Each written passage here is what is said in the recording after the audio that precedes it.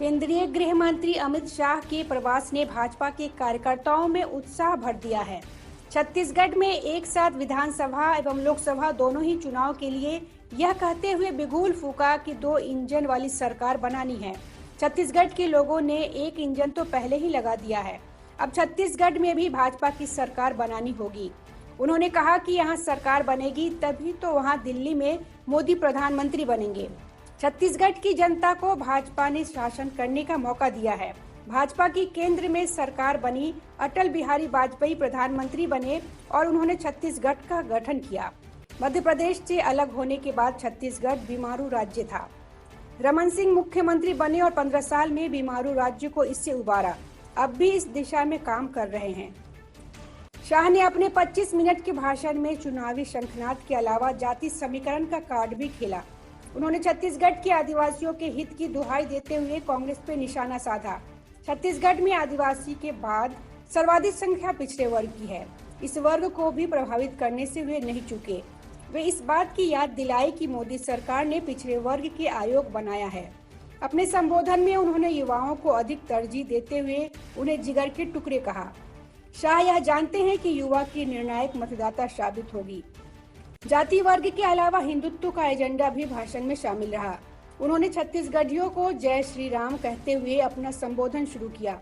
छत्तीसगढ़ को भगवान श्री राम का ननिहाल बताते हुए कौशल्या माता की धरती को नमन किया।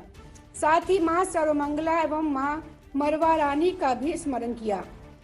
गृह मंत्री अमित शाह ने भूपेश बघेल सरकार पर भी निशाना साधा। उन्होंने कहा कि भूपेश बघेल जी हमारे काम की राज्य में लंबी सूची है। कोरबा वाले आपसे पूछेंगे कि 5 साल में क्या किया। फिर गृह मंत्री ने कहा कि ऐसा नहीं कि भूपेश बघेल सरकार ने कुछ नहीं किया।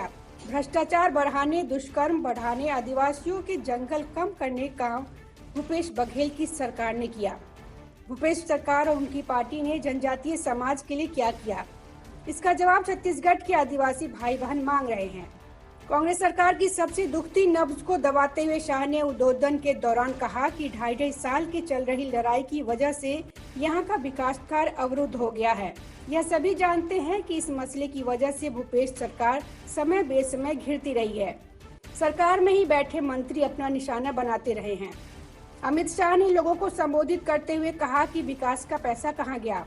भूपेश सरकार आने के बाद कांग्रेस नेता का घर देखना सब पता चल जाएगा। जो कांग्रेस नेता बाइक पर चलते थे और 3 टप्पर के बने घरों में रहते थे, उनके 3 मंजिला बन चुका है। घरों के बाहर ऑडी गाड़ी खड़ी है। केंद्र का 9,234 करोड़ रुपया भ्रष्टाचार की भेंट चढ़ गया। इसका हिसाब होना चाहिए। इसके लिए वोट देना होगा। लोकसभा में ही नहीं बल्कि विधानसभा चुनाव में भी कमल के निशान पर बटन दबाना होगा। शाह के भाषण में न केवल हिंदुत्व बल्कि विकास के मुद्दे का मुद्दा प्रमुख रहा। उन्होंने प्रधानमंत्री मोदी के दर्जनों जन कल्याणकारी योजनाओं को गिनाया। वर्ष 2024 तक हर घर को बिजली से रोशन करने का लक्ष्य का जिक्र करते हुए विकास की नई इबारत लिखने की बात कही। Bureau report, public news.